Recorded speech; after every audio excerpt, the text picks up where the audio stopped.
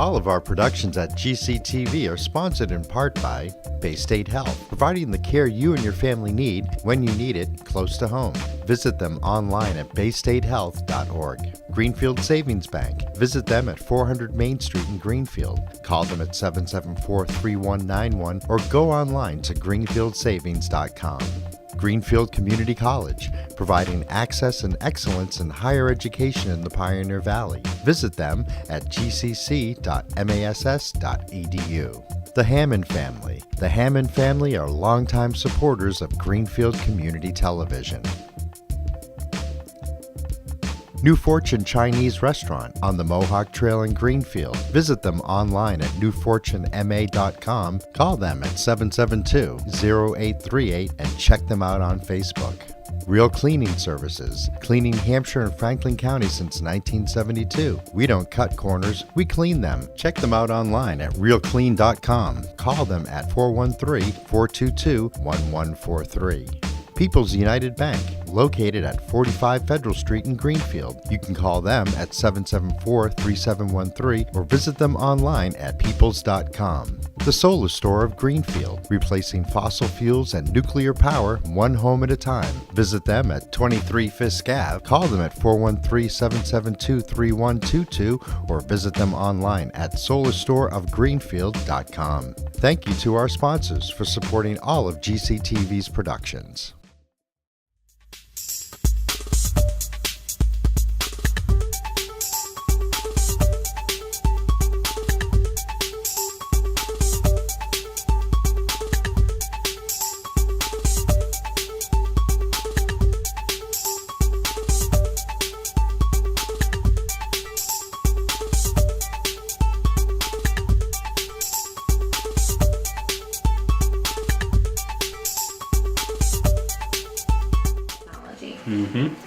All right, everybody, welcome to, this is our final hearing for the fiscal year 2019 budget discussions.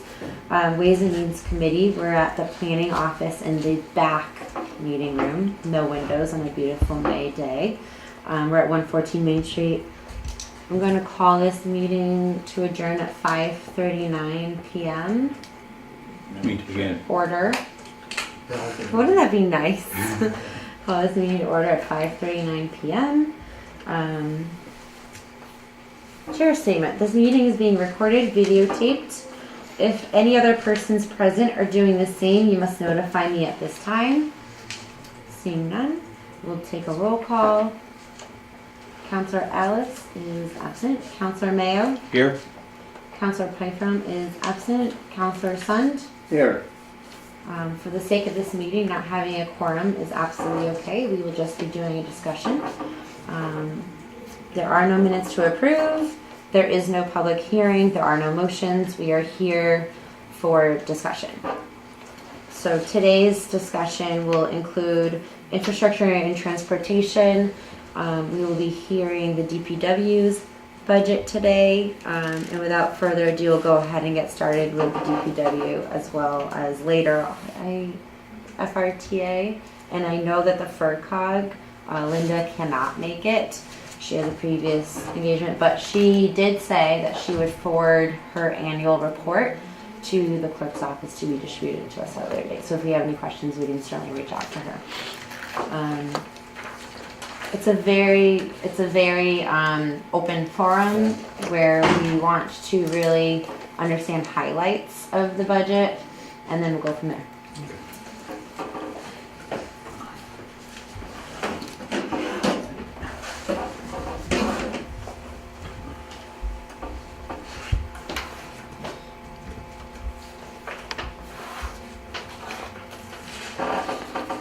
I am working off of our packet, so I'm not sure exactly what page to turn to in your budget book tonight. It's 129 it starts 129. in this book. Shows where I used to go swimming when I was at Fiscal.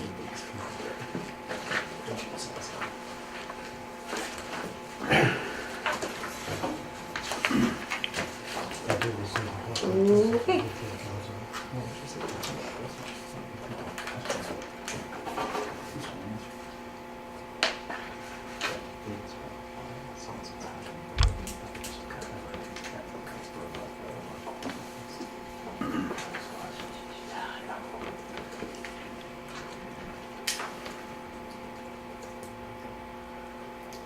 Director Willett, if you just want to begin in sharing some differences between last year's adopted budget and, Okay. and what you foresee going on in your budget On for page- FY19. Page 129, Do you mind if I look on it? sure. I got you. The first line is the only change to speak of in that budget, and that is the permanent salaries. They were charging some of my time, some of the engineering's time, and they've redirected that into the not the ratepayers, but to the tax rate.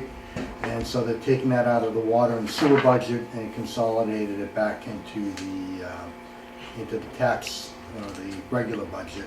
So you'll see an increase there, but that is simply because we're not having 2/3 of my budget paid by water and sewer anymore, as well as the town engineer, and I believe there's one other position. Okay? Everything else remains the same.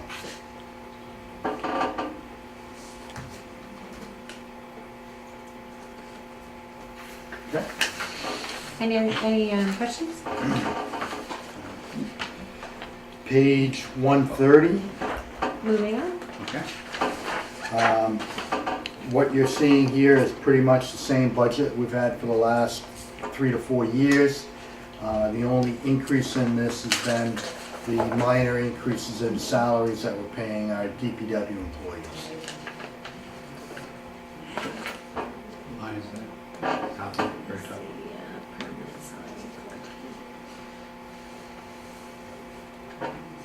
And it's actually gone down a little bit because we haven't filled a couple positions. I'm sorry, what line item was that? That was overtime? No, The very top line? very top line. Okay.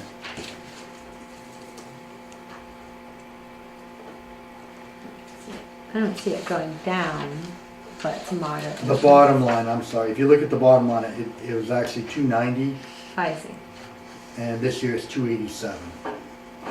288, it's not down $2,000, so essentially flat. Okay. Any questions? No. See no? Cool. Okay. On the page 131, I believe everything's the same until you get down to the vehicle lease.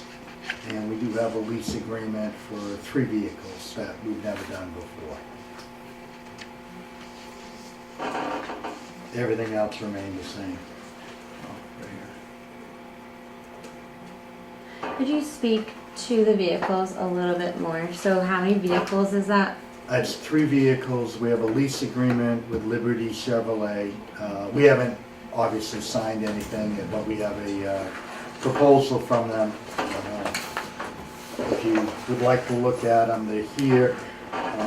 The subtotal was $30,868, and then the 3 or 4 additional items, we've decided not to do those with Liberty, that we'll do them ourselves and try to figure out how to save some money there. And We- so you're saying the proposal was for 31, 31,000 for 3 years. just 31 Yep. flat for 3 years. Yeah, we got a really good deal on them. And what vehicles are those? These are all 1-ton vehicles. My question regarding leasing DPW vehicles, I know how it is when you lease a personal vehicle. Yep. If you even nick it, you have to replace it. Is it a lease to own situation? It's a lease to own. Okay. We spend the 31,000 for 3 years, and then the 4th year, we have to pay $1 to actually buy the vehicle.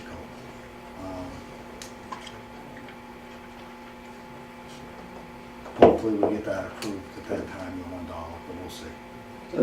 It's You might be just, retired at that point, I so might it be, sounds like it yeah. won't be a problem. so it's just as well, you know, it's like getting a new car and paying a lease on it, rather than paying the full amount right off. So it's, well, you're using it, you're leasing it, and when you get it, you paid it all off, and it's ours. Yeah, it's a rent to own. Yeah. I mean, it's the only way I can explain that. It's the same as you do with your police cruisers and stuff. Counselor Mayo? You defer to Mayor Okay. Martin. Yeah. I just want to add that with the $30,000, you could purchase one vehicle and have one vehicle. When you do a 3-year lease, you get 3 vehicles Right now. first year.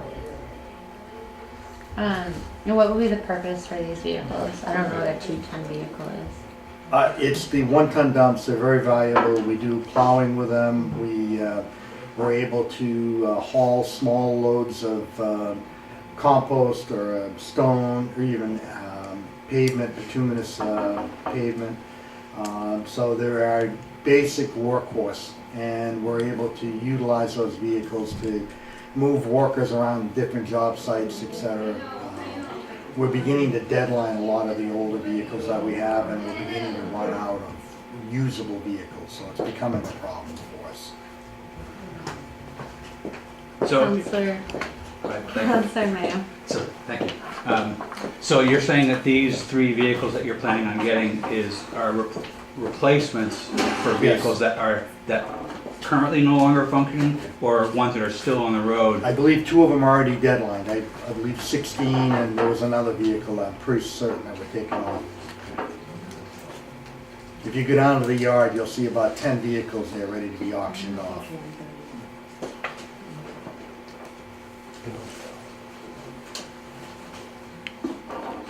So it's better to, Yeah. Do you have something to I comment? got it. Counselor Sun. So it's better to replace them now than replace them so later, otherwise we'll have more than the 3 that are down and have more. Quite honestly, half of our fleet is getting to the point where it should be replaced. We're getting to the point where you're going to start seeing impacts to what we do, and we're not going to be able to continue to do some of the things that we've been doing for years because we won't have the vehicles and the manpower to take care of that stuff. So. I've heard mixed, and this isn't your department solely, I've heard mixed reviews from other municipalities among purchasing outright and renting to own, or leasing to own, so to speak. Maybe this isn't a question for you, but perhaps a question for Mayor Martin in regards to what evidence we have that leasing to own is working for the city of Greenfield as opposed to purchasing outright. We tried it first with the police department. We had two primary reasons when we started in the police department. One was Ford Crown Victoria. They were not going to make them anymore, so we wanted to get out of that business. The police have been using those type of vehicles for years. Last year, might have been last year or the year before, our last Crown Vic was taken offline by leasing, entering into 3-year leases, and then having the 3 vehicles right away, taking 3 off the road.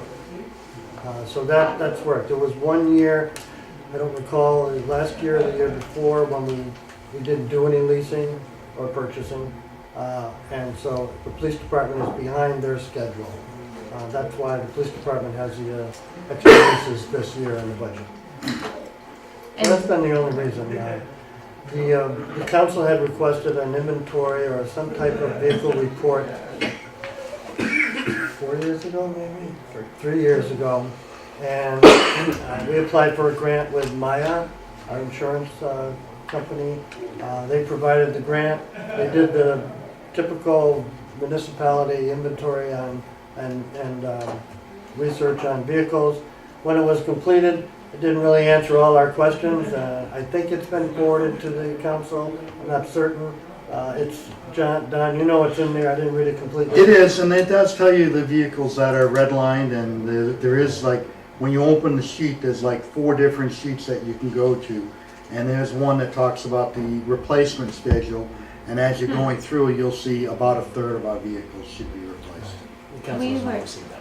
We've never So we had to move received, that to the council. that Okay. full we've report. never seen the report, and we were also told that it was just an inventory and that there was no actual information about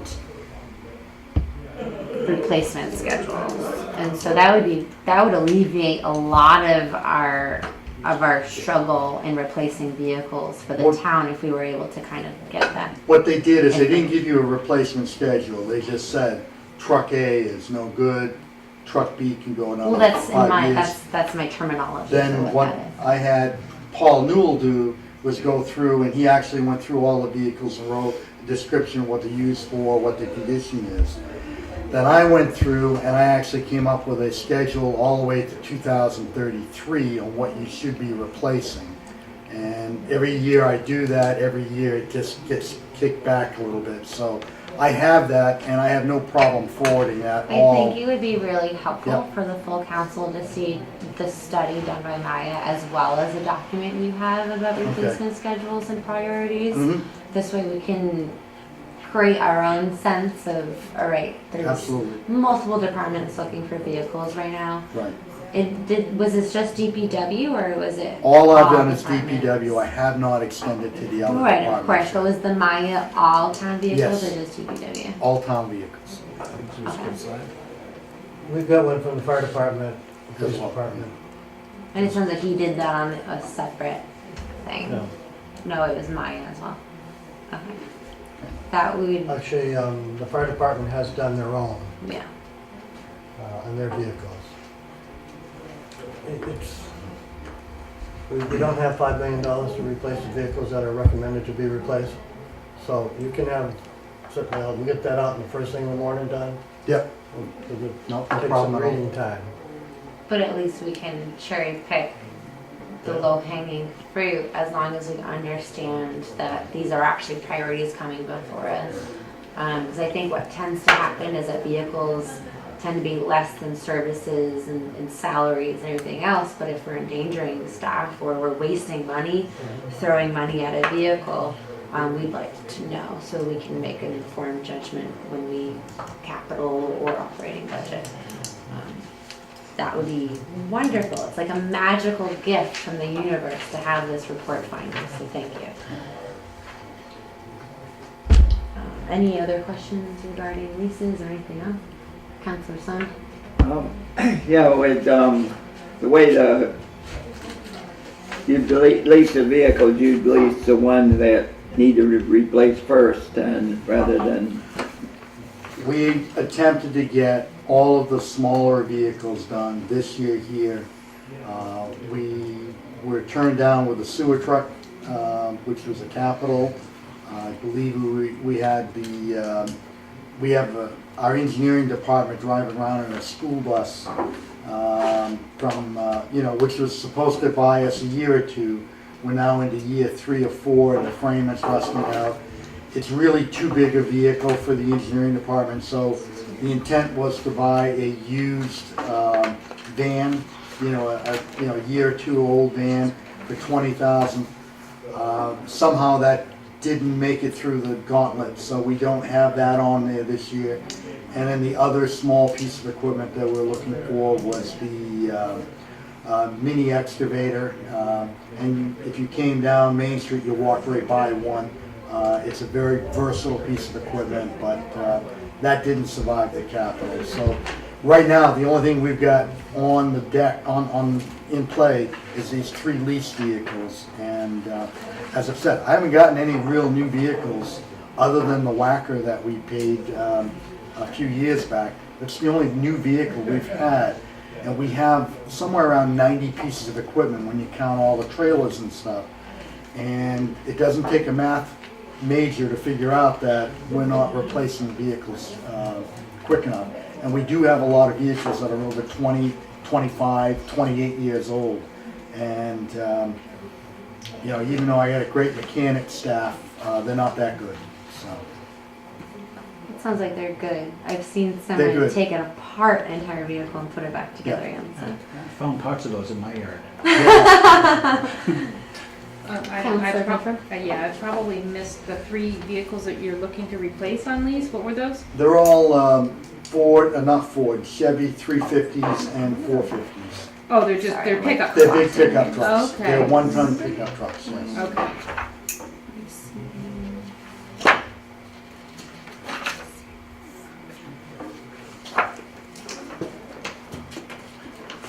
And And with TLC, they should last 15 years, maybe 20.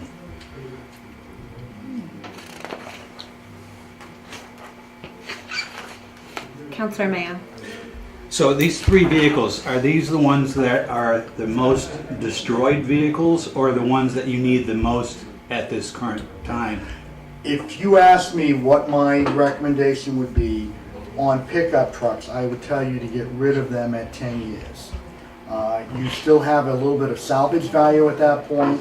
You still have a vehicle that you haven't put a lot of time and money into. After 10 years, your salvage values drops dramatically. When you get to 20 years, like some of the ones that we're getting rid of here now, your salvage value is the $100 that you can get at the scrapyard. So they're not very valuable. And you put money into them to keep them running. So those are the ones that we've been targeting right now. And again, we do need those smaller supervisory, small job type things. And we do put plows on them. Counselor Sun. Yes, and with the roads being like they are, it doesn't help those pickups pick it up when they're going plowing or, you know, It's tough. We work our vehicles harder than you work your vehicles. And if you go in and you Google the cost of driving on poor roads, you'll be amazed at what the actual cost is to you as a consumer for driving on lousy roads. It varies between $800 and $1,600 per car per year.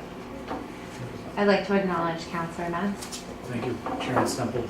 I just want to make sure, I think I understand that the policy has been changed to allow DPW personnel to drive town vehicles outside of the city limits on a routine commuting basis. Is that policy changed?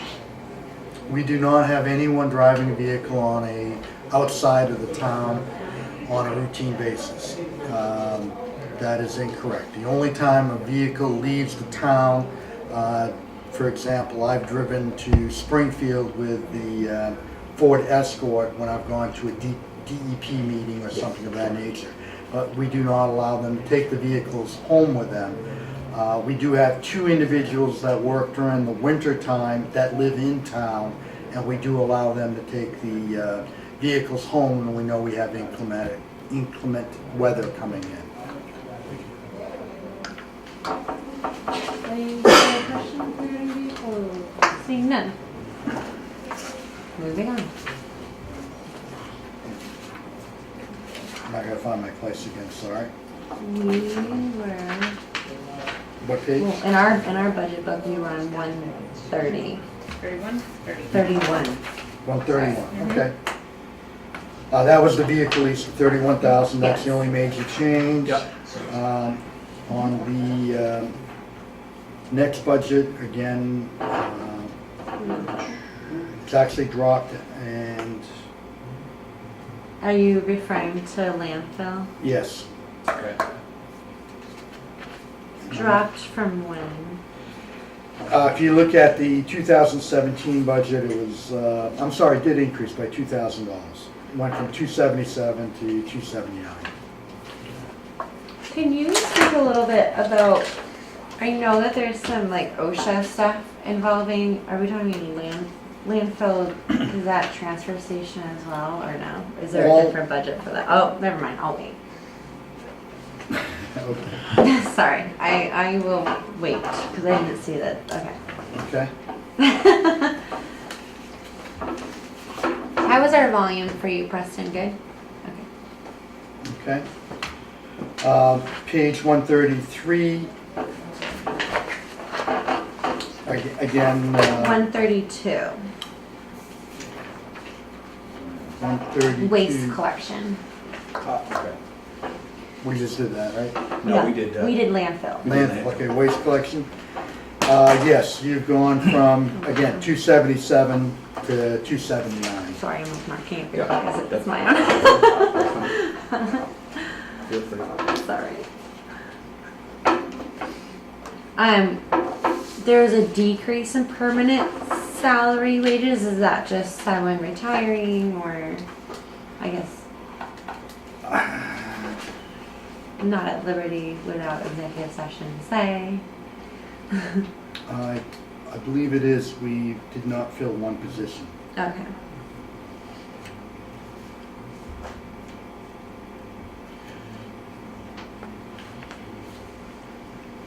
And just so you know, we've got the study done on changing from a 5-day pickup schedule to a 4-day pickup schedule. And we intend to try to make that happen around July 1st. So we'll send out all the information, everything else. We also want to change the landfill hours. Right now, we've got them open 6 days a week, and that's just ridiculous. We've got them open 6 days a week, but we've got them open for 2 hours here and 3 hours there. We're probably going to go to a 3-day schedule where we have them open for 8 hours up there. And the reason for that is when we go to a 4-day pickup, there's a lot of trash that gets picked up that is outside the normal routes. For example, we'll go to Eunice William Drive and pick up a container there. We'll go to Poet Seat, we'll pick up a container there. We go to Vets Field, we pick up containers there. All of that stuff has got to get picked up, and we'll use the in-house staff to pick that up versus staying up there collecting tickets and stuff as people come through. So we need a couple of days where we can turn around and collect that stuff outside of the guys running the routes. So what we're trying to do is get them to pick up the routes in 4 days instead of 5, but I have to eliminate some of the extraneous work that they're doing. The staff that's at the transfer station now, running the transfer station, will have to do that on the days that we don't have the transfer station open. Have you looked at any studies? Sorry. Counselor Mayo. No Sorry. problem. Have you looked at any studies that basically shortening the trash cycle, from 5 to 4, and how that affects the town or something, a town similar to the size of? No, I can speak from experience Yeah. though, and we've had multiple days where we've had a Friday where we had to pick up 2 different routes. And with some effort, we've been able to do that. And by cross-leveling, we should have no problem picking up the 350 stops that we have per day. So we shouldn't have an issue with that. And again, the way you've got your transfer station open every day of the week, except for Sunday, is just kind of, we got full pickup. There's no reason for us to be open that often. And so we just need to modify that, and we'll probably still have the same hours, but we'll have a couple days where we can do our preventive maintenance up there, and then we can also do the outside collection. And so referring to preventative maintenance, that kind of refers probably back to my question about what we need to do to keep it up to code. There's a lot up there that needs to be done, and once we fall under OSHA in October. I'm certain that we'll get an inspection at some point in time within the next year. And once we get that inspection, I'm sure we're going to be told that that building needs a lot of things. There's some things just from a standpoint. We actually allow people to drive into the dumping area and dump. And we've actually had vehicles fall into the pit where they've, and we've had to pull them out. That shouldn't be allowed. There really ought to be windows set up where they back up to a window and they throw through the window, and then they're not anywhere near our heavy equipment or any of that stuff. That building up there needs a lot of TLC, and if you went to my presentation, I basically said, if you want to stay with a transfer station, you need to make significant investments. I also went through and said, if you did significant investments, you're probably looking at a bag fee going from $2 to $2.50 to $3, which is the norm, and you'd have enough money to continue to upgrade the building, upgrade the vehicles, and continue to work. But if you don't, if you decide to continue to just let it survive for another 4 or 5 years, your repairs and everything else is just going to be so overwhelming that you're better off at that point in time just closing shop and going privatized.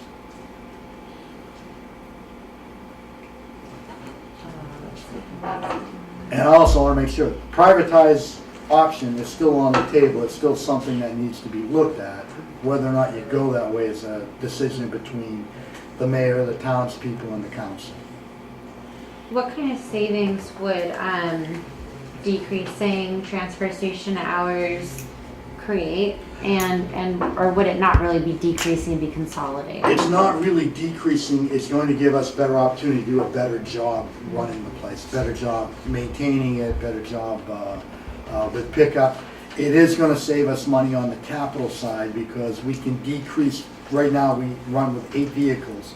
Actually, that's not true, we run with about 6 vehicles because 2 of them are now deadline. Vehicles regarding The dump trucks trash or- pickup, the recycling truck, the rubbish truck. Oh, I'm referring to the transfer station, decreasing from 6 days down to, Again, what that does is it gives us I can turn to an employee and say, this is what you're doing all day. You're picking up trash all through the town. You're maintaining the fence all day today. You're picking up litter around the fence all day today. You're doing wood chips. Right now, it's hard to do that, so I got them working for 2 hours here, pulling them off, 2 hours here, pulling them off. Okay, now you're running the shed up there, so as people come through, you're inspecting the loads, pulling them off. Every time you pull them off, you lose a half an hour. So it will make us more efficient. They'll come in at 7 o'clock in the morning and they'll have a job to do for the entire day. And there won't be any of the shuffling around. So it will help us out tremendously. and it won't impact jobs. No. Counselor Sun. Yes, as far as that, you cut down by 4 days, you have more men, it takes less taxing and you got more men to spread around to different areas. And so it helps the DPW overall. And instead of hanging, like you were saying, hanging them out to dry. Right. It does help us, and I will gain a little bit of time because of them not picking up 5 days a week. But when you look at all the holidays we have, which is 9 or 11, that we lose, we have to consolidate that week. Then you look at snow removal and you look at other things we do during the winter time. That extra time is going to be minimal, but we will find solid jobs for them to do during that time frame. Not a lack of work. No, I know. Moving on. Now we'll go on to page 133. Parks, that's your Parks division. Okay.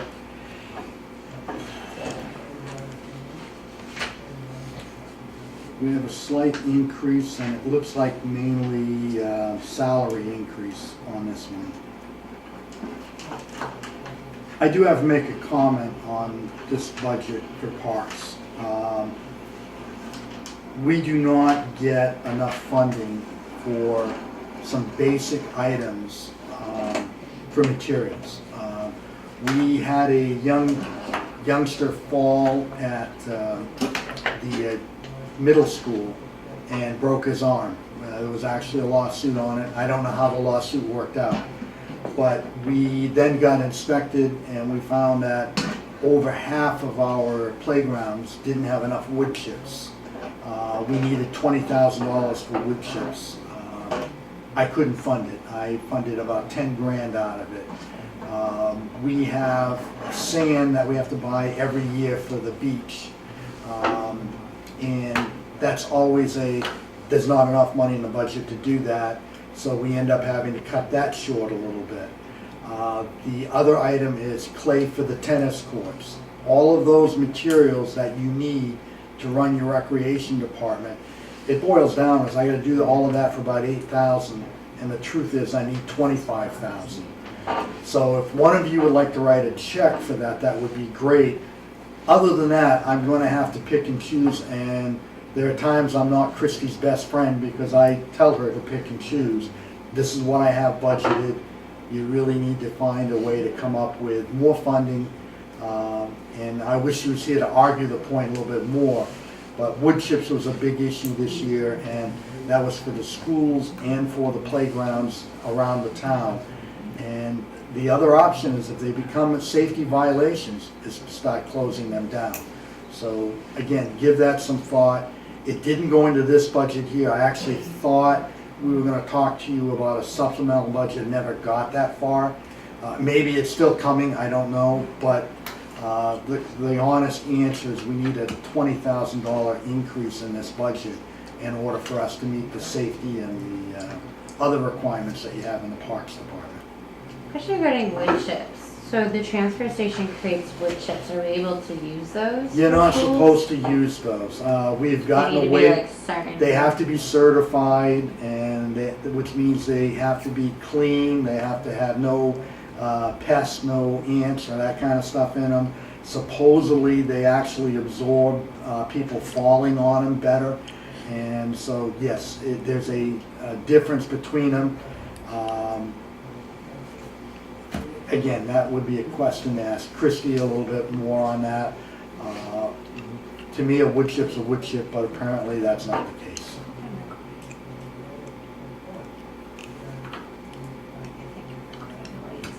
And I know you guys can't increase the budget, so that is something I want to throw out there so that you understand it. That there's a lot of stress in this budget right now. Well, I would say, in terms of economic development and drawing both families as well as businesses, because families attract businesses, our parks are a huge priority Right. in my eyes. And if a supplemental is needed, I urge you to get one because safety is the utmost priority.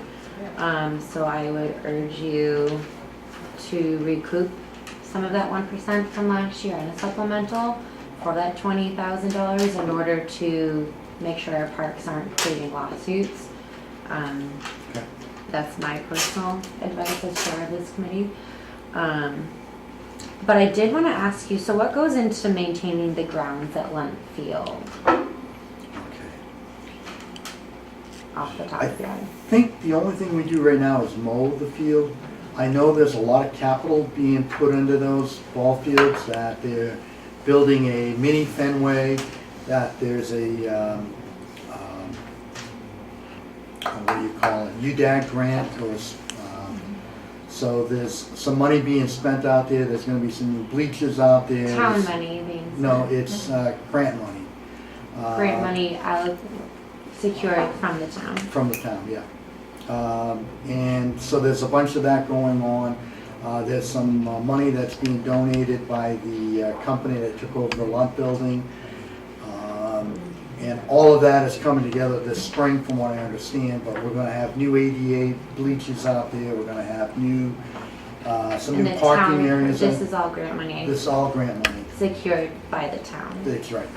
My biggest issue with that. Community development block grants, thank you. My biggest issue with that is that we also have a softball park Yep. that has no town resources allocated to Yep. it. So speaking to it, that bothers me quite a bit, that we're allocating town resources Yes. to a park for boys to play baseball, but there's no town resources or grant money going into what's going on for the girls softball league. That is, I'm surprised more people aren't bringing that up. Because I know that Murphy Park has to do all their own fundraising. They secured the land for it. They maintain everything through a board function. We did help Murphy Park, just so that, you know, in all, I don't disagree with you. I think, you know, someone needs to take a global look at that whole process. But we did go in and we took out about 12 trees that were hazardous trees up On there. Field 3. Huh? On The- field, the yeah, on the back. left-hand side as you're driving in. We also worked really hard with the paving company, and they ended up getting the front of that paved. It was donated, so they didn't have to do that. We've done some work on the gates out there. So we do a little bit with them, but I do understand we don't put real money or real effort into it. And, if we're going to do that on Lutfield, we should do it. However, this is a community development block grant and it's money coming from Lutfield. We're not, my own Right. crew's not doing a whole lot. However, we did move the bunker, what do you call it, the dugouts. We did pull them up last year and move them so we can reset them this year. And we are putting a new water service in for them. But that's kind of the extent. I mean, it's not that big. I do plan on planting some trees on the back side of the wall that they're building, probably gonna put abrevieties in, because one of the complaints that I got talking with people in Norwood was they really wanna have the site of that new facility blocked, so we're gonna try to put some trees in to block that. Now it all depends on a grant that I can't talk about yet. Well, I'm just saying it must be nice to have all this town support for these fields, because I do remember when the conversation was whether or not the baseball fields would be moved to conjoin with Murphy Park. And I support athleticism for all children. However, I remember when the girls of Greenfield and Franklin County needed somewhere to play softball, we weren't welcome at Lund Park. So I will support and protect Murphy Park with everything I have. So that being said, I just wanted to put that on record and make sure that everyone knows that that is a priority for me. Councilor Sund. As far as Murphy Park, I saw it going from a field with nothing, which was drained by the town. The town put it in. Mike Murphy did a lot of work themselves, and that was probably when some people were little girls. So Me. That was me, and my father helped build those fields, so we So, had somewhere to play. So you know, even though a town might not pay the money, they have volunteer workers go out and help.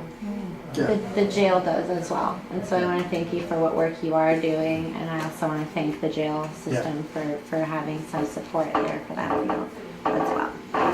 Okay, I'll get off my pedestal now. Would you like to say anything else about and I'm serious, if that's a real need, seek that $20,000. I think protecting children at parks is a priority, and I know that there's some stone needed at the dog park, the grass area that gets all water, 'cause it's just the swale coming down. It comes down, we took care of the drainage in-house, and as I understood, the general contractor from last year put the loam down, and I think there was minimal cost to that. So I don't think that was huge, but we did get that taken care of. And the park's gonna be closed down for a month and a half, so the sod can take. We reseeded the town common second time. We had to do it last year. We've roped it off. I know it upsets everybody, but I that, appreciate it, actually. but that little postage stamp can't take the pounding that it takes. It would be nice if some of these demonstrations would go somewhere else to demonstrate versus right on that little Or square. perhaps focus in front of the Or crowd. focus in But front. we stay on the definitely want outs- our town common open to Yeah. demonstration. I have a question for you. Okay. Are there any plans to kind of take care of the beds around town hall, rake them out, trim the bushes? Yeah, they normally do that, so, I mean, we probably haven't gotten to it, but you're talking right around the building itself? Yeah, I can take a look and see what we've got on that. I just So, think it kind of sets a footprint for how we care about our town and making the town. So the common looked beautiful, and with the first year when you blocked it off and planted seed, I was like, hallelujah. Yeah, Like last year, I had a failed attempt to secure donations of hosta and other perennials to Yep. plant within the fence line of the monument, simply because I don't understand gestation periods of perennials. yeah. I was asking everyone to cut their hostas in half when they're in full bloom. So perhaps we can work on that again this year in the fall and get some plants to plant around there. Any other questions about parks? Seeing none, moving on. And snow and ice removal. A couple of years ago, when I first got here, I looked at your snow and ice budget, and it wasn't anywhere near where it needed to be. So I started to increase it by increments of 10,000. Then I got the budget cut. Not only did we Making sure not increase it, but we cut it, which made it very difficult for us because we now didn't fall under the state guidelines. You can't cut the snow and ice budget and then deficit spend. So we ran through that in 1 year. This year we spent $35,000 over what we normally had. It's very convenient to turn around and underfund this one, simply knowing that you can pay for it the following year. As far as I'm concerned, that's just a poor way to doing business, especially when we're talking $30,000 to $100,000 shortfall. Your average spent is somewhere around $280,000 a year over the last 5 to 10 years. I think we're asking for 230 or 226 this year. 225. 225. I have a So- question. Oops, sorry, I didn't mean to interrupt. No. Carry on. And you can see the actual is 281 for 2017. And this year here, again, we're at about $35,000 over that. So around 254, 257 was spent this year. So the modest increase, I think, is something that you should embrace because it'll help you on your budget next year because you won't have to make it up. If you understand what I'm saying, it's the when you deficit spend, your first line item in your next or next annual budget has to take care of that deficit. And this is the only line item you can do it in. I have a question about the snow and ice budget. Earlier in our book, there's an allocation of 300,000 that is to be raised, as well as the 225 in the operating budget in this line item. Can you speak to the 300,000? No, and I don't know where that was a school Yeah, and budget. it is and- there, but I just don't understand what it means Yeah. to be raised. So it's page 25. It's tax rate recapitalizations, recap Yeah. sheet. And so it's other amounts. So there's appropriations and then other amounts to be raised. Yeah. And so it's a snow and ice deficit. It's been zeroed out until this year where it's 300,000. So Yeah, I have absolutely no clue with it. I know it had something to do with the schools and it's sorry, like, my drawing on That's it. okay. so I That was just one of don't my know. questions. I can't help you on that one. Yeah. Was not part of my budget, no, it was not part of my submission. Yeah, so the to be raised leads me to think that it's not actually an allocation of money. Okay. However, I'm unfamiliar with that section of the book, so helping us Okay. to learn more would be great. No, we still plow the schools, we still salt the schools, and, I think we did a pretty decent job with it, although this winter, the weather forecasters were awful, so. My question is, so we're still using salts or Salt, yeah, or a mixture which has magnesium and calcium in it. were we ever, and this might be my misunderstanding, were we ever moving from the rock salt to the liquid mixture with?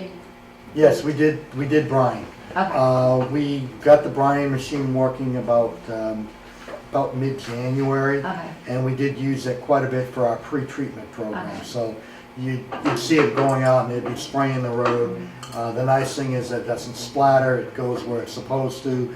It's actually more effective than putting down the rock salt because it doesn't bounce, it stays, and it's the fact that it's already pre-wetted means that it's already working, and then as the snow comes down, it actually does a better job. So, yes, we're using both, but we did go to brine last year. Cool. Thank you. Any other questions? Nope. Street cleaning, which. pretty Street cleaning, self-explanatory. yeah, we've dropped that budget a couple years ago when we stopped using sand on the roads. We only do the downtown area. Basically, to Spring Street is the northern, not Spring, Silver Street is the northern boundary. We'll go down to Deerfield in that area. But it's mainly the downtown and the major arteries, and that's it. So we cut the price from, I believe it was $55,000 a couple of years ago, and I believe we're down to $32,000 for that line item. Right, we only see as far as 2017, so Yep. it's actually, as of last year, this is level from 2018, but it's Right. actually increased slightly from FY17. Yeah. Probably cost of services rising. It is, yeah. We haven't increased the area at all, but it's just a slight increase. Is that contracted out? It is contracted out. Specialized fees. Yeah. You don't, there's not very often, I tell you, as a DPW director, there's certain businesses you don't want to get into. But street sweeping is one of them. It's just, to keep a street sweeper working, if you get 7 years out of a street sweeper, you've done well. There's like a half a mile of hydraulic equipment in it. I mean, it's just a nasty piece of equipment to keep running. And the most, well, I know some communities that still do it, but they trade the vehicles in every 2 years. You can imagine me trying to do that in this community here, so. I also think any piece of machinery that is doused in water for extended periods of time, Yeah. hence boats. Yep. Yeah, So it's, probably not. Okay, and then next is trash disposal, which is similar or different than waste removal. yes, we actually have to pay the disposal fees for this. This is where it goes to the incinerator, or in the case now, we're trucking it down to Hadley, This is a solid waste. solid waste. And that solid waste is being on a rail car out to Ohio where it's being landfilled. Solid waste or like our trash bags? Yeah, trash bags, that's solid waste. Like, I'm so like sludge is on my mind. I know. so.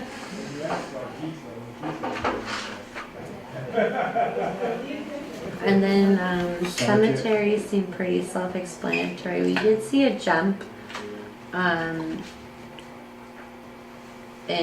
FY18 from adopted to amended. Yeah. And we're pretty level there. Off the top of my head, I can't remember the reason of the jump. I'm trying to Did we take on an extra cemetery? I think that was it. It was an extra individual. What we're trying to do is, we do have a contract with a German guy that comes in with this neat piece of equipment, and he straightens up a lot of the stones, and we spend about $5,000 a year on that. And then the other times, we have the summer help go in and mow the lawns, trim the trees, and do all of that work. We were absorbing all of that, so we've actually deferred some of that cost into the summer help. So some of that cost is now being reflected in here. And just to remind us, this summer help our interns, They're college. high school freshmen, sophomore in college, liberal arts type that can't do much, so we. They did a great job painting along with That was some of your done. staff. That was done by a special grant that the mayor received. It's called the mayor's grant, and that was kids that were all in the high school in that area and underprivileged, etc.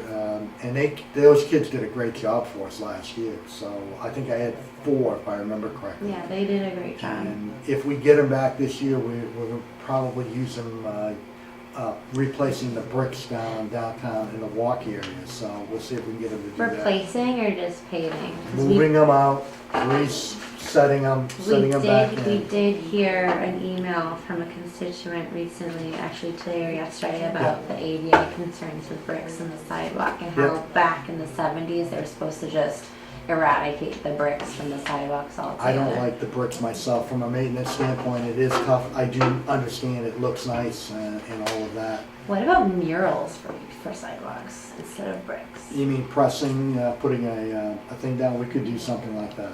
Like our B mural. Maybe You that's mean a like big- that little sidewalk? Yeah, Yeah, Court Square. yeah. We could do something. You can do some press. There's a lot of neat As long patterns as and it stuff doesn't like- cost a lot of money.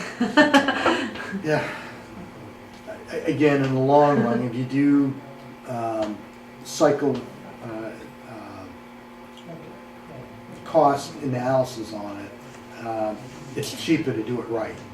But again, to get that through the budget process is almost impossible. I see a lot of like there's an art committee. I don't know, folks probably need permission in order to paint murals on sidewalks? Yeah. So that could be an interesting partnership. Yeah. And then the other thing is perhaps maybe they could paint the fire hydrants. There are some that have been painted. There are a lot of the mailboxes have been painted. A lot of the meter boxes have been painted. So there's been a lot of effort. Movement. And most of that has been Christie. I won't take credit Okay. for that. I will take credit for the lamppost. That was mine. Thank you for doing them in black In and black. not bright green. Yeah. Yeah, I killed that one quick.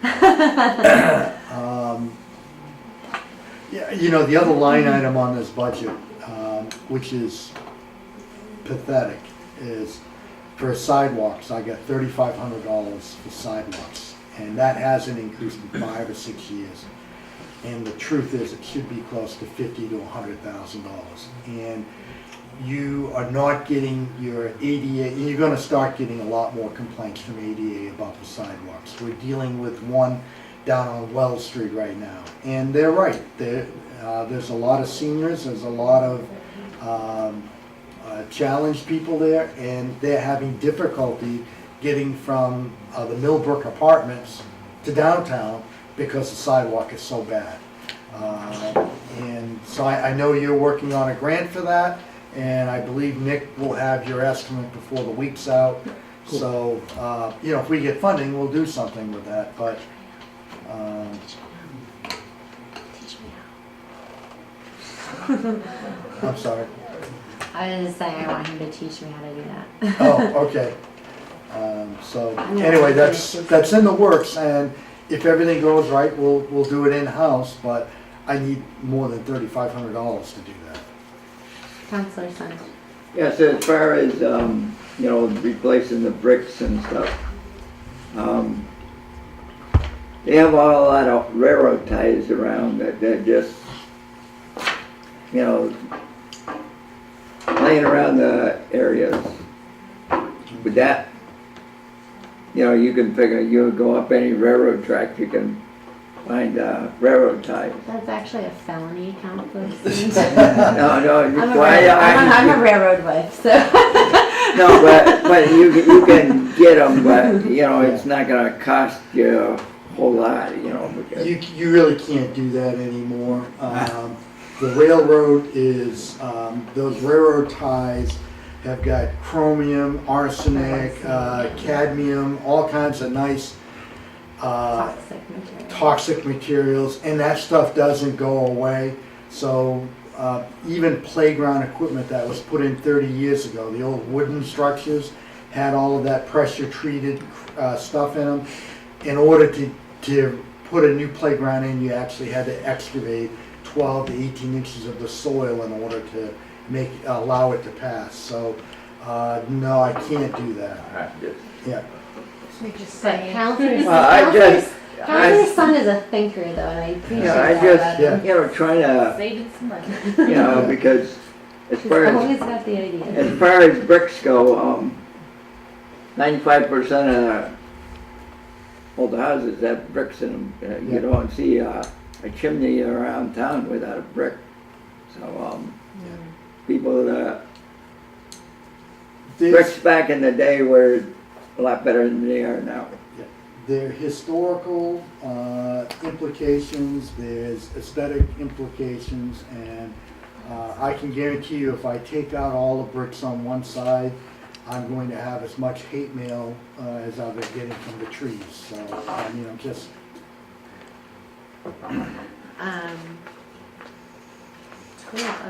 So we were seeing, alright, so we were on cemetery. Gosh, you have a lot of things under your budget, I think, so, okay, so cemetery is kind of capped, each item. Does anyone have any question about the entire overview? Do you have any other things you'd like to add? It looks pretty level. do you want to talk water and sewer budgets? So that would be on page, The sewer starts at page 166, what do you think, because they are enterprise. and the water starts at 168.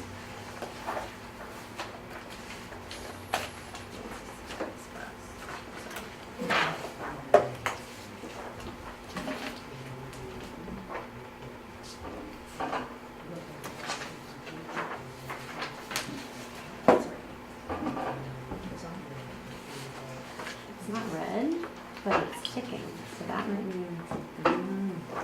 Thankfully Preston is here recording everything, so she can watch this episode.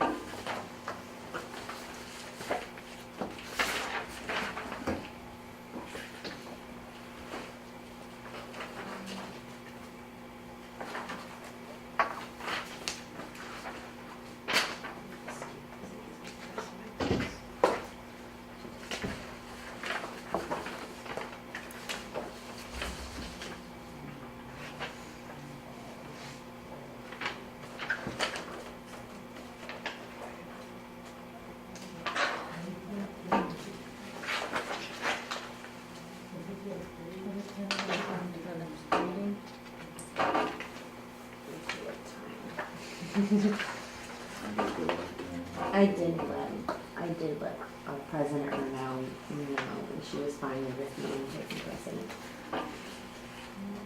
Or U.S. priority. Those P words.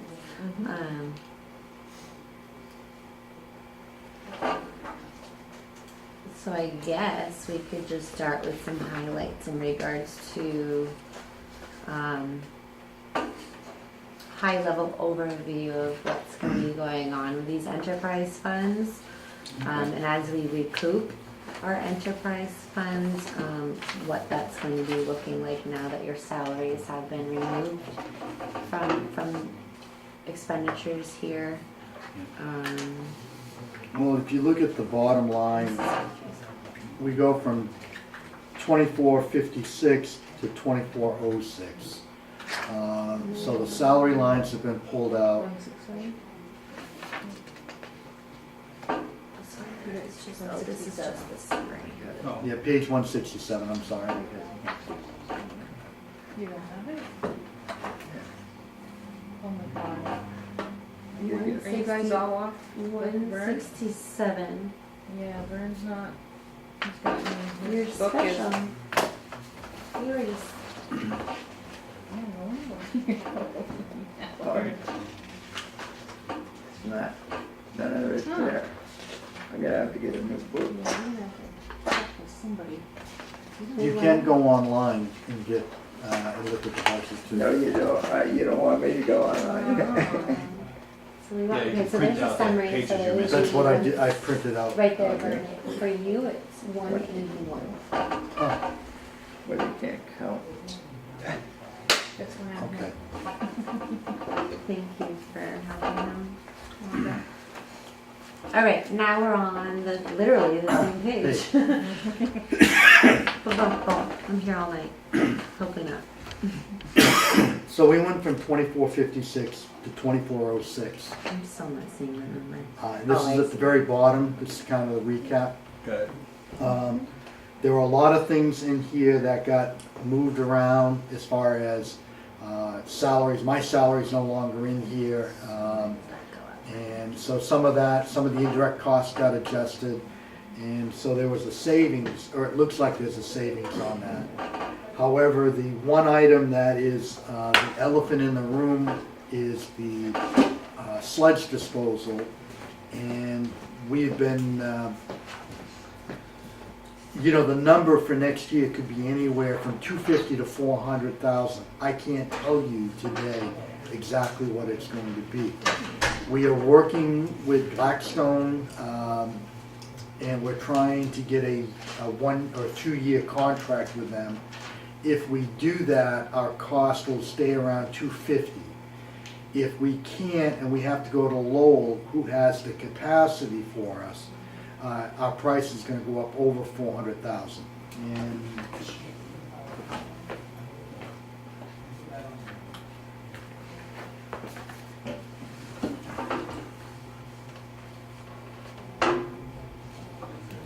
it's 52 weeks.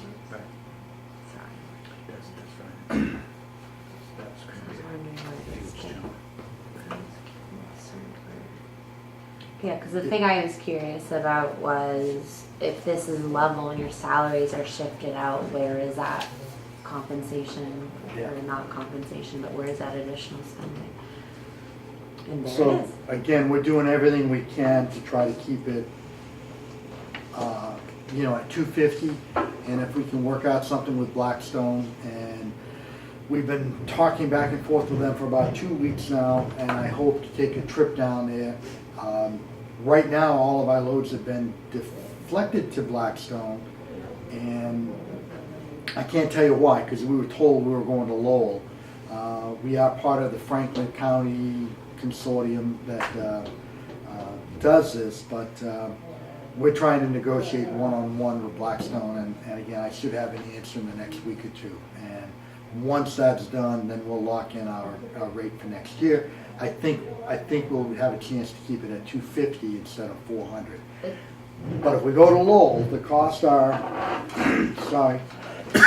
52 weeks times 4.6 times 1745 per load, that comes up to 417,000, and there's no way around that. So. Because my understanding is that Lowell is the more expensive of the two, say the 500 paid to Yeah. play. Yeah, it's more, they're around 1745, where Blackstone, we can get a load there for just over 1,000. Is there any indication that Blackstone will try to increase prices because their competitors are more expensive? Not that we know of yet. And again, that is the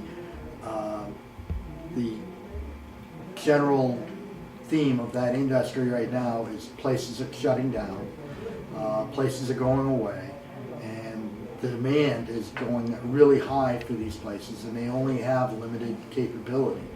And as long as they have limited capability, they're going to obviously sell to people who are willing to pay.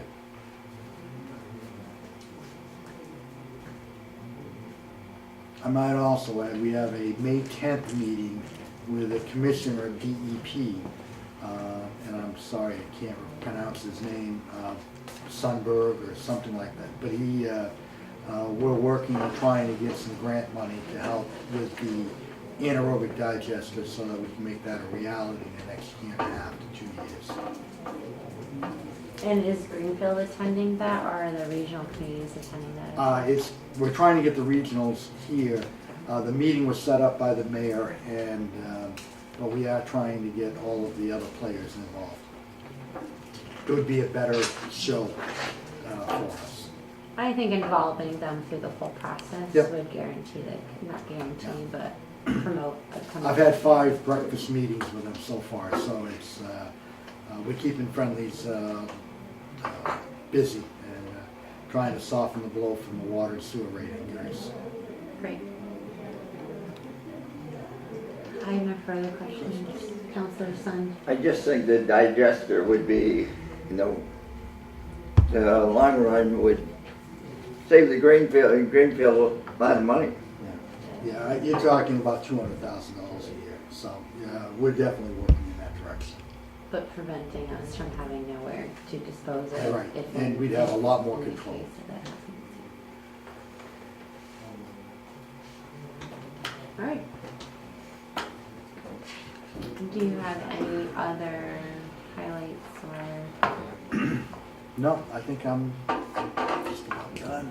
That's a lot of talking. Thank you very much. No problem. I'll make sure you grill him, all right? Really put the hammer down. And I apologize. I should have actually switched Dawn from. And I'm getting up to shaking her because I've never met you before. I'm Michael Peralta, I'm the assistant Hi, administrator. Michael. Ashley Stumble, Chair of Ways and Means. Thank you, Dawn. Thank you. Have a good one, Bob. Enjoy the beautiful day. Yeah, try it. See you around Tampa. Maybe Thursday. Welcome. Thank you so much for coming. Sure. I am not sure. So it's a regional commitment that we have with the FRTA. And so we invited all regional entities to come and speak. Linda from the FRTA couldn't make it today. The tech school came and spoke. And so it's really, it's my prerogative and my goal to invite even regional entities that we have a commitment to pay for. We can't touch your budget. But just to help us understand where our money's going and what your goals are for the FY19 season. And I will say, there has been a lot of community discussion about routes and everything else, and so I prefer to hear it right from you than to have, conversations flying around from other directions. Sure. We've been preparing for our FY19 budget.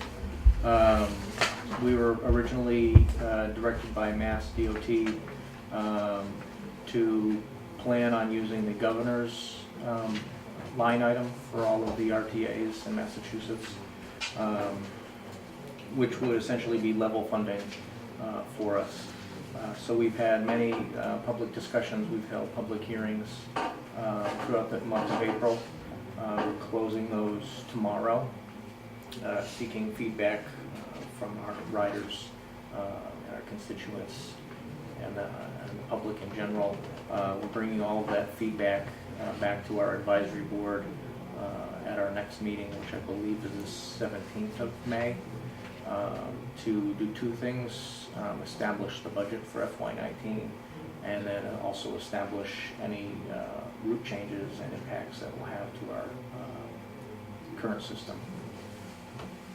So as part of the discussions, we've been looking at potential route modifications or run eliminations, as well as having discussions about fare increases for our fixed route transportation, as well as our senior transportation, we call it demand response. And so we've been having those discussions. So we'll be flushing that out, and we'll be establishing our budget in May, as well as having our board help line which direction we're going to go in terms of fare increases and any route modifications we'll be making. And it's always a challenge when resources are level and communities expect more. And so I definitely have empathy towards that. The questions I have pertain to feedback from constituents that I've heard. I know that you have a Saturday service pilot going, and if you could speak to the pilot and perhaps the future of weekend service for the communities, that would be helpful. We do not have a Saturday pilot service. Oh, okay. Was there some? We have no weekend service. We haven't had weekend service. I believe it ended in maybe 2006. I think We've it's been Counselor Ricketts. who said okay. this. I mean, we've been trying to. Yeah, I think that they Oh, were you're talking We've been Right. trying to, we've been trying to raise awareness and speaking with our local delegation and at the state level to try to increase our funding, so that way, at the very least, be able to pilot weekend service, but we would like to find sustainable So I'm just funding. jumping the gun, You're essentially. I think do whatever you push want. about Wishful it. thinking. It's the number one request that we get constantly, all the time. when everyone can have, not even weekend service so much as just asking for Saturday service, just even as a start. It's a struggle for people because without having transit access on the weekends, people are left to either walk great distances or use a local taxi service. So it's very challenging, particularly because not only to move people around locally, but also to connect regionally. So the Peter Pan buses and Greyhound buses still operate on the weekends.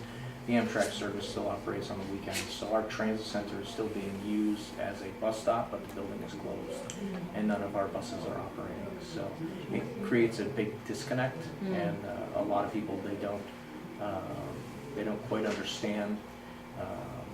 Particularly people that are using those inner city transportation modes, they don't understand why Greenfield wouldn't have the bus station open on the weekend. Especially if, how many times have I commuted to New York City and then I've taken Amtrak and then I have somewhere else I have a transit to go to. And I hear your frustration there. What options do you have for raising revenue locally so that would be like a fair increase? Essentially, it would be a fair increase. So we had gone out to public hearings. The proposal was to increase fares on our fixed route, I believe from $1.25 to $1.50. And then for all of our paratransit services, our senior transportation, to increase those by a quarter as well. And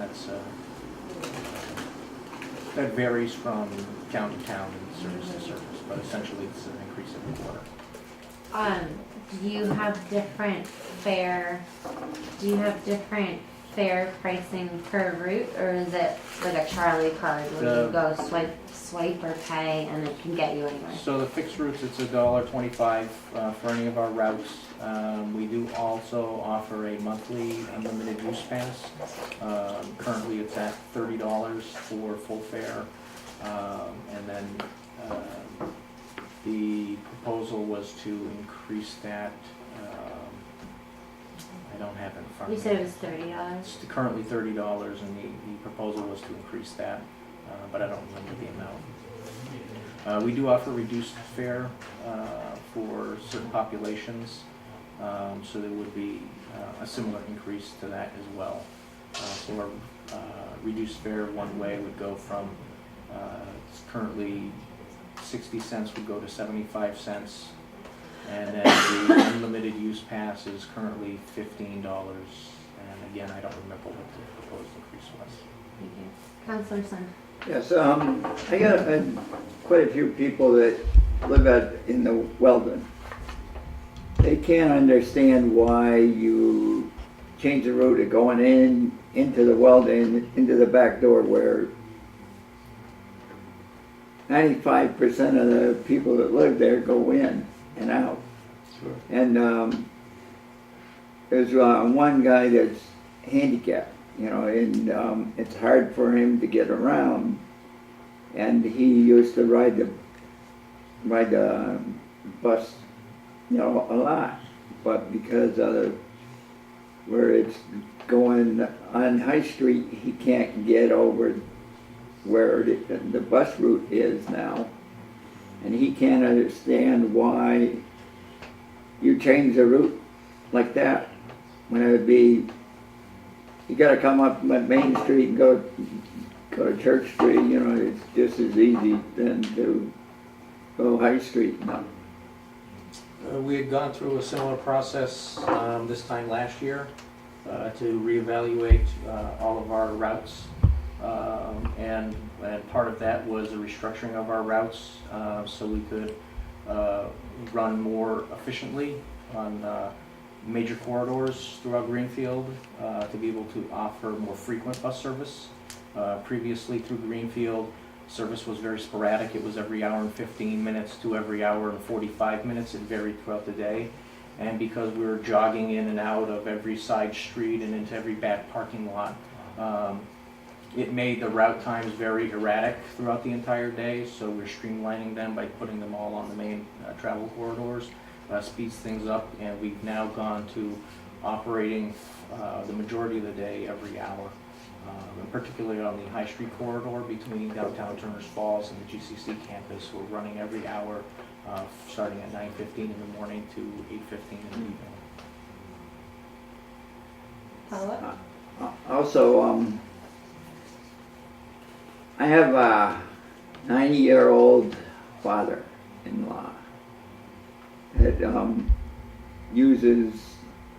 likes to use GMTA or FRTA to go shopping. And when he called to get a ride, it said you needed a 4-week to 2-month wait to get on the list to go shopping. And I couldn't understand why a bus because he has a motorized wheelchair, why it would take that long to get him on the list to go to Big Y or Foster's or anywhere. Because he's not gonna be able to drive after probably the 5th of May. And the bus is the only way he'll get around. I can't speak to that situation specifically. With our demand response transportation, we ask for a 48-hour minimum reservation notice for transportation. That just accommodates our scheduling software. In terms of an application process, it's just a one-pager. It doesn't take very long to complete and submit, so without more information, I couldn't really address that question specifically. Yeah, because he is the drive for it. Sure, I would encourage him or somebody, an advocate on his behalf, to contact the authority and get that cleared up. We've never had a 4-month wait period to schedule a ride, so there's some miscommunication. That's what. Yep. Councilor Piper? When was the last time the rates were increased for transportation? What year are we talking? For fixed route, we modified our fares. It was either 2015 or 2016. I can't recall specifically. We had an unorthodox tiered structure, and with trying to implement a monthly fare pass, we felt it best to streamline that so it would be one fare. Some of the fares went up, some of the fares went down, so we settled on a median fare of $1.25. For the senior transportation, I believe the last fare increase, if I recall correctly, was 2009 or thereabouts. Follow-up? And you're talking about modified routes. What do you mean by modifying the routes? Are you talking about restructuring the way the pickups are in certain locations, the higher populated routes, as opposed to? Depending on the route, we had a presentation that we had put together for our public hearings. What we were trying to do, as we're trying to build a budget for next fiscal year and hone in on numbers as they become available, we were doing two things.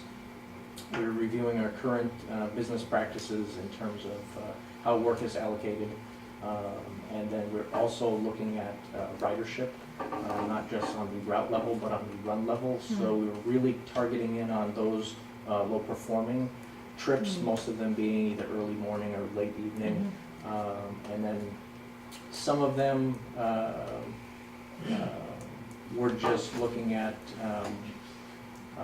even drilling down a little bit farther as we got into the public hearings, trying to find out exactly where people were being picked up and where they're being dropped off, so we could look at, for instance, we have one route, or Route 23, that goes into Sunderland to connect with the PBTA UMass routes. We were struggling to try to truncate that route because the length of time it takes to go out and back, particularly at the very end of the day, trying to fit everything into our operating schedule. We're trying to identify the key riders that are using that route currently. And we're looking to see if there's a way that we could truncate some of the time either by passing stops or those types of things. So it varies. Oh, no worries. Can you tell me where you pick up in Sunderland? I mean, is there like a The main connection point is at the Sugarloaf Estates in Sutherland. oh, okay? And we connect with the UMass Transit. Is that as far as That's as far as we go into Sutherland. oh, okay? And then UMass Transit picks up and then travels down it through into Amherst. In Sunderland, what's the farthest route that they would come toward us? That's where they connect with us. So that's their stop? Yep. Okay. Yep. I was thinking more Yeah. park and ride. They do have a different connector that operates one time in the morning and one time in the evening to the Whately Park and Ride. Mhm. But it's our Sunderland route, our Route 23, is specifically designed to connect with the UMass 31 Mm. routes because they operate more frequently. Okay, and Follow up, question, yeah, of thank you. course. And how are we with the senior housing locations? We got seniors in like the Leiden Woods, the Elm Terrace, Mhm. High Rise. Are those locations part of the hourly or close? Well, you said hourly is from Turner's High Street, Correct. Greenfield. We also have a different route that runs through Greenfield. We have Route 20 and Route 21 that runs through the major part of downtown Greenfield. That operates on an hourly basis. In the early morning, it operates on a half-hour basis Mhm. to try to pull people into the center of town and get them to connect to other routes leaving town. We do touch upon a lot of major housing complexes, both senior housing and low-income housing. We try to strategically place bus stops in those locations, and that's what's specifically what we're looking for. Thank you. And then in terms of seniors in general, those with mobility issues where we don't pull into the parking lots at the Weldon or Elm Terrace, our demand response transportation, our senior services will go into those locations so that way they don't have to walk as far. That's the 48-hour reservation. Okay, okay. Yep. Thank you. Yep. I'm without budget book today because I have a mishap. But what is it for Franklin County? I'm sure Greenfield shares a larger piece of the pot. Are you familiar with how much Greenfield is allocating to your budget this year? I don't know specifically offhand. Excellent. The way we receive local funds, local assessments is through the cherry sheet process. Okay. So once we close out our fiscal year and we have our third-party auditor come in and produce our audited financial statements, we have to submit that information into the Department of Revenue by, I believe, November 15th or thereabouts. And then they start their process of how they pull that information off of the cherry sheet. It's usually, I have heard, anywhere from 18 to 24 months after we close our fiscal year. Oh, wow. So, yeah. That's fun. Counselor Sun. Is there any way we could get a copy of your budget just for, Sure.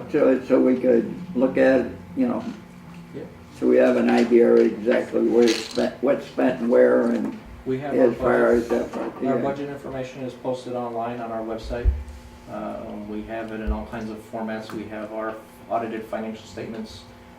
We also have a search engine, so you can look for specific charges. I believe it's called Open Government or Open Checkbook, where you can go and look at specific vendors and whatnot. I just would think if you If could. you're looking just- for Greenfield's charge, you can find that off the cherry sheet from the Department of Revenue.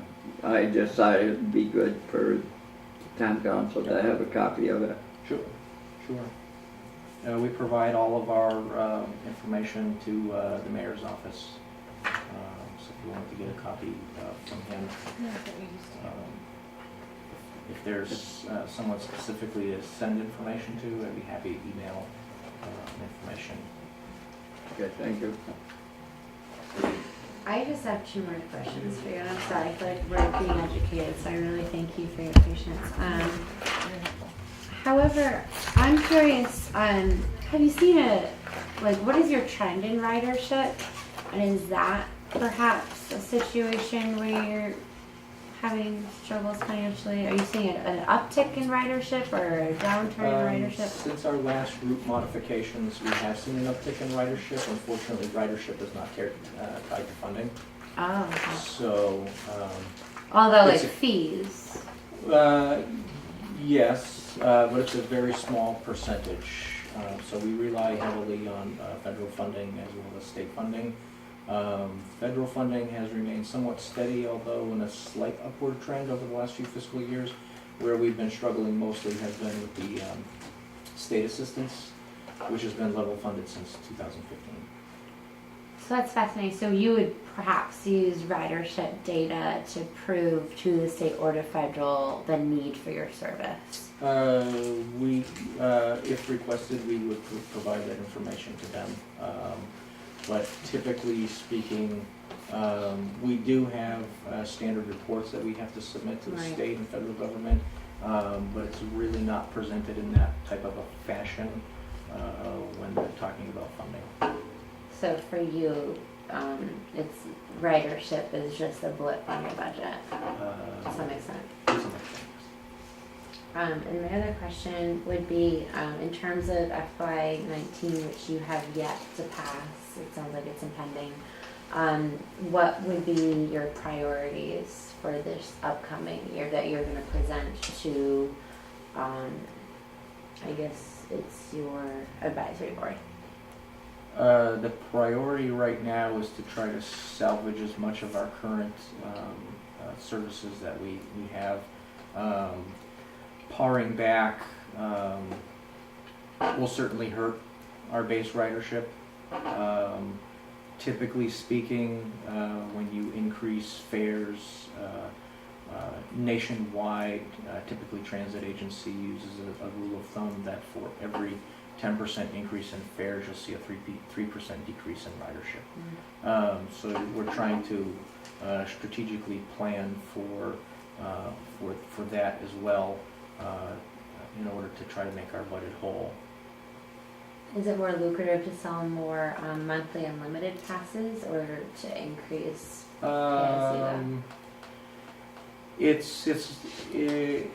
it would only be more lucrative if the riders weren't using them, but that's not the intention. We've set the price point to encourage riders to use the monthly pass so that they're less of a financial burden on people. A large percentage of our ridership are low income, and we know that going into that. So the key for us is to try to ensure that we're offering services that people want and are willing to use. So that's really our main focus. Obviously, if we can increase revenues through fares, we certainly welcome that. But as a transit agency, in general, we know going into this it's a losing proposition. We don't make money, so it's not our main driver. Well, I wish we could help you more. It sounds like your hands are tied in some capacities. Any other questions from the committee? Seeing none, thank you so much, Michael, for Thank you. joining us. Sure. I really appreciate it. It was very helpful to better understand the challenges you're facing and what you're up against. If you ever need anything from the council, if we can help you, we will. Or we will. Excellent. Thank you very If you much. have any further questions, I know somebody has Tina's email address, and you can send the information right to her.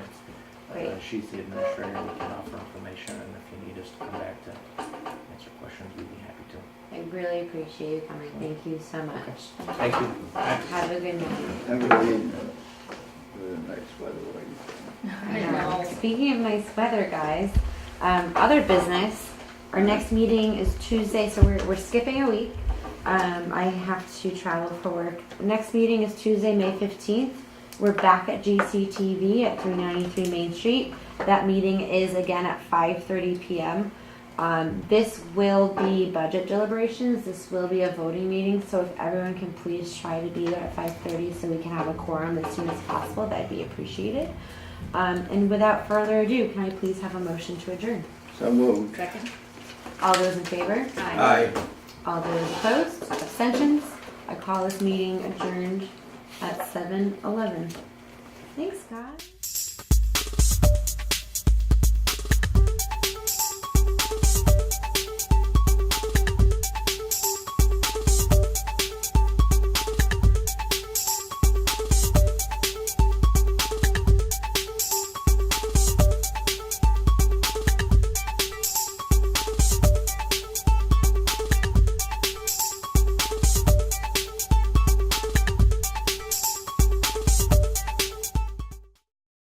All of our productions at GCTV are sponsored in part by Bay State Health, providing the care you and your family need when you need it close to home.